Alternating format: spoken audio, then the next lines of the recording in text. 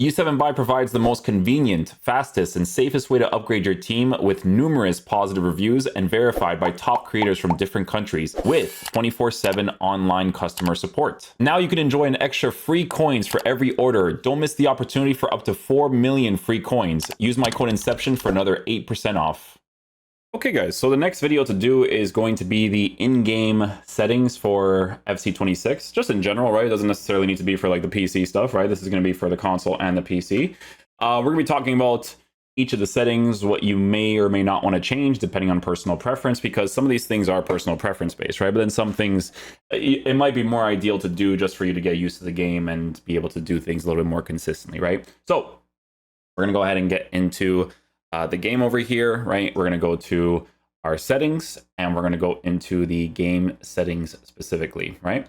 Game settings, and then it'll be the controller right off the bat. So yeah, just put the preset to competitive. Competitive is what you are going to be playing when you do play online anyways, right? Shot assistance is going to be on precision. Precision seems to be the go-to this year. As mentioned before this game even came out in the pitch notes, they don't have time finishing anymore, right? So your variation of time finishing is probably going to be better on precision for you to actually hit the side areas. Now remember, EA did do a change with precision shooting where I forget the exact number of what it was, but the accuracy of it compared to last year is like, I think it's like 20% or 25% better, which needed to happen because obviously there's no time finishing. This has been an absolute blessing. Honestly, time finishing, you know, you guys know, long time ago was one of the mechanics that I hated a lot, but then it got a little bit better afterwards, but it's better that it's removed, right? And precision just seems to be the go-to. You have to aim in the directions that you are basically shooting at. This year, it works a little bit better without the time finishing because of the change that they did. Through pass, lobbed through pass assistance is on semi, ground pass, cross assistance, lob pass, all on assisted. I'm pretty sure those are all the defaults in the game. Pass receiver lock, I personally prefer late. To be fair, some people actually like to do it from the animation start. Some people like to do it from the power up. I like late because sometimes when you're playing the game, it's kind of based on reaction time. So it's going to be based on your last possible output, right? Sometimes because I let go of my thumbstick too quickly, it passes to a person that I don't want to, but that's my own fault, right? So having it on late is going to be the most preferable, I think, for most people. Precision pass sensitivity, I just have on normal. I don't really use this mechanic as much. Maybe at some point in the future, I'll start to incorporate it more into my gameplay, but I personally just don't really use it that much, right? The defending for settings, we have clearance assistant on directional. I think directional is always going to be better. Now, this one for this year's game, some people are still using tactical. This is going to be personal preference based. The reason why a lot of people are using advanced defending right now is because the tackling system in this year's game is significantly better than it has been in previous years. It might be the best tackling system the game has ever had, right? Because you get bounce backs like 10 or 15% of the times now, but the other ones, you seem to actually be getting the opportunities. I've personally been using tactical for now. I think as I play the game, I might adjust it back into advanced because being able to tap the X part of the controller to do a seal out animation for this year's game is actually pretty helpful because if you have defenders that aren't as quick as the attackers that you're facing off, sometimes you need to have that like shoulder barge animation to kind of block out that run that they make, because the guys that are lengthy that have good pace in this game, they can blitz past people, right? Like I was showing some examples during the gameplay where Chawinga as a female player, because I think they adjusted the female players where it's like if they're like 5'5" height on a lengthy, they could still make like really good runs. Completely blitzed past like the Kirky's card, right? But obviously there was like other things that we were looking at. Kirky's is not lengthy, blah, blah, blah, right? But yeah, for this personal preference base, you could put tactical, you could put advanced, really up to you. I'll use tactical for now, but I might switch to advanced as the game progresses. Professional fouls, I think it's better to have it on just in case in certain situations, if you see that a dangerous attack can happen before it actually happens and you really want to get that yellow card, then you would just put professional fouls on. I never really used it in last year's game. Honestly, it might be like really situational to have it on for a lot of situations. But like I said, that's if you think a play is going to happen in advance and then you're used to actually pressing it. I have it off for now, but again, that's one of those settings like defending where I could change that in the future because I think in the past, the reason why I turned it off is because the way I defended with, I think it's when you double tap X that they do the professional foul, right? But I think when I used it in the past, I would do it when I didn't want to do it, right? So that's why I've been using tactical with off and it's been fine. But again, those two could be changed in the future. Pass block assistance is on. Auto switching, I have it on air balls and loose balls. I've had this for the longest time. I've never really switched from this, right? I'm just used to it personally. Some people use it on manual. Some people use it on automatic, right? For me personally, I love it on air balls and loose balls. I've used that for ever since the dawn of time, right? But again, personal preference there too. Auto switching move assistance, I have it set to none. Right stick switching is on classic. Honestly, for this year's game, I didn't really find this to be that big of an issue as it has been in the previous years. Previous years, there was a year specifically where I could do any setting and the switching was awful. Didn't matter what it was. But for this year's game, not too bad. I just keep it the way that it is and it works out great. Reaction time calibration, I just turn off. Player lock, even though I don't use it and even though I hate this mechanic with a deep passion, it is set to on, even though I think it should be removed from the game. Personal preference. Simplified skill moves, I have this off. I don't really do this. This is like a new thing this year where it's like advanced skill moves are possible using the right stick, numpad buttons. Hey, could this potentially be like an overpowered thing in the future? Maybe, but as of right now, I don't really use this. I just do the skill moves of what I want to do, and that's pretty much it, right? Save assistance, assisted camera pan speed is default. Analog and trigger, user vibration, feedback, all on off, right? For the match, that's irrelevant. This type of stuff, it's irrelevant too. The camera that I personally use, guys, people ask for camera settings all the time, even last year. All you would have to do is just search Inception settings video for the whole year, and it'll always be the same. Me personally, and I haven't tried anything else, and maybe in the future I could change it. If I do, I'll let you guys know. But my camera has always been co-op custom 13.3. Always. I've never changed from that. I personally like co-op 13.3. It works out best for me. I just like the way that the game feels on that. But in the future, I could change it. I said the same thing last year. I'll tell you this right now. I never really changed it the entire year last year. Visual. So this one's going to be very important because of having the option this year to turn off like shadows and stuff. So this is where it gets pretty nice. You could put like contextual for this. You could put always on. Honestly, you could turn it off as well for the connection. But I think having it on gives you I mean, honestly, it kind of helps like where it's like, yo, if you feel like you're lagging a little bit, you know, you can kind of see that. Input overlay I have on single because I know you guys like the input overlay. The reason why the input overlay was not always on last year is because the settings were broken, and every time I would turn it back on, it would turn off randomly from an update. So that's why that would happen. Hopefully the same thing doesn't happen this year.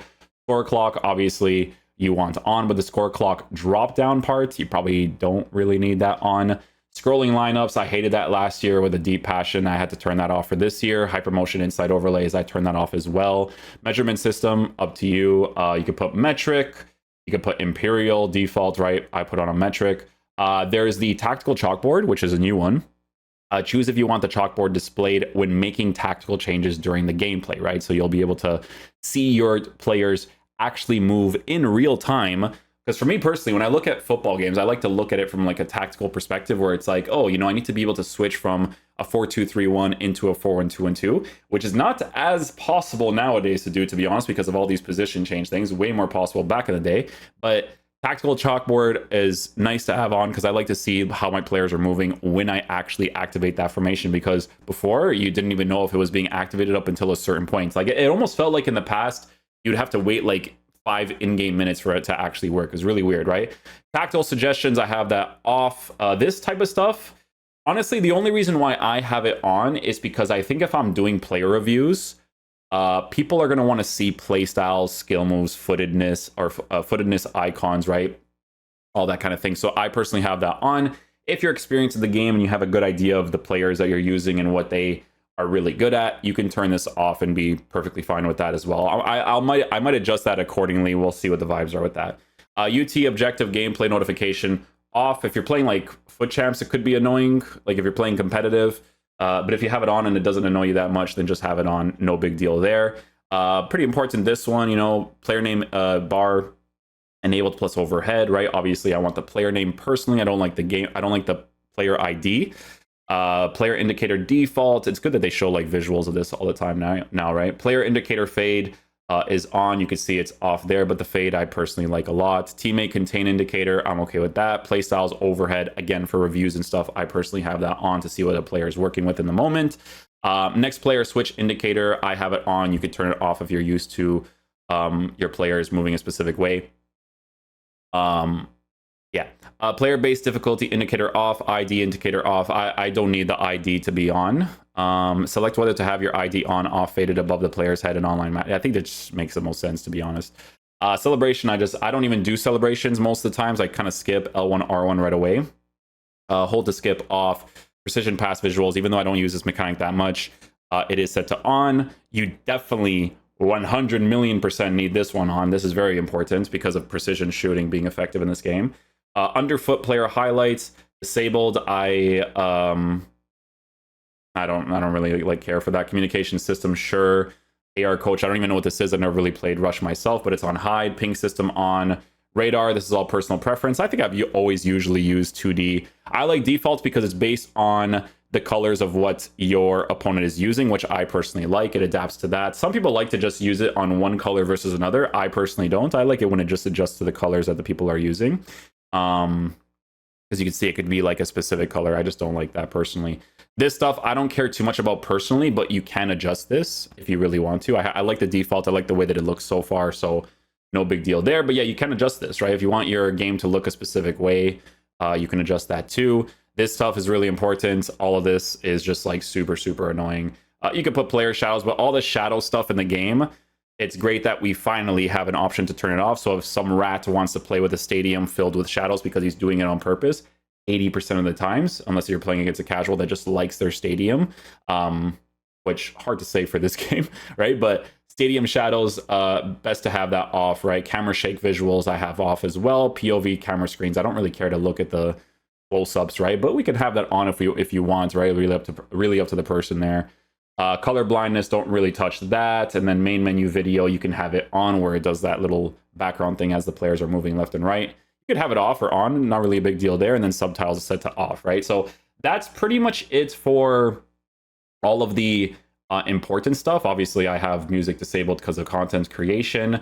But yeah, you could go into accessibility mode too, to make sure that everything is turned off in the important areas like the shadows. You don't want that to be really on and all that kind of stuff. And you can adjust things here and there based on what you personally notice, right? And then this display and graphics is more for the PC side of things, right? So the other thing to show before the video ends is the same thing that I showed last year, and it is the in-game trainer, right? So let me just go back to my settings here, because I'm on borderless right now, so that I can just, do the video.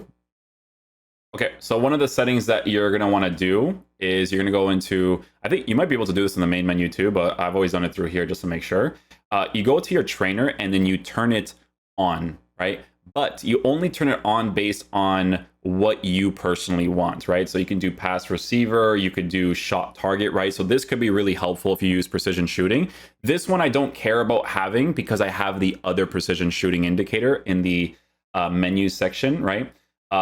These ones, I feel like all of these are not super relevant. Some people like to have movement indicator, button hints and stuff you don't need. The important one for this entire thing, and it's the only thing that's on here, is the directed runs indicator, just to make sure that I know that it's being activated, right? So it's the green arrows here, right? So you'll see here, if you play the gameplay part of FIFA, the way that this mechanic works is you aim your left stick towards the direction of the player that you want to move.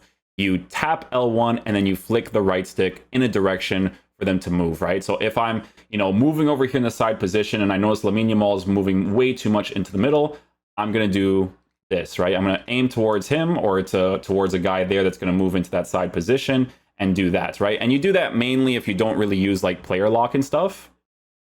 So that players can make moves into directions, right? Like right there, I just tap the L1, flick my right stick in a direction that I want them to move towards, and then they will do that, right? A lot of people, what they do in this game is they use player locking anyways, right? Which is basically you tap the left stick and the right stick in so that you can activate certain runs with your players around, right? So you would do this, and then you would right stick flick there, you make a run, angled run, and then do that, right? I don't like this mechanic because it gives the EA a cop-out when it comes to player, when it comes to like attacking AI movements. Like, sure, it's more personable when it comes to the attacking AI movements if you were to do that, but players just need to move better in general, and it needs to be based on reaction time. I've always said this, it's just a personal preference of mine.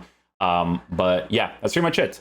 Make sure you have the trainer on so you can do this, do that, right? And then you can see that it's being activated so he actually moves in a certain direction, right? So boom, boom, being activated there, right? Very helpful to use that mainly when you're in the side position and you don't want to use player lock. If you have a deep hatred towards it like I do, you would just, instead of doing this, right, where the guy's being controlled and then you do the run like this, right? You would just be in the side position here. You're noticing that he's moving too much into the middle. So you just kind of flick it like that, and then he just moves into that direction, okay? That's pretty much it. Hopefully you guys enjoyed this video today. I'll catch you guys for the next one. Peace out, dudes. Love you guys.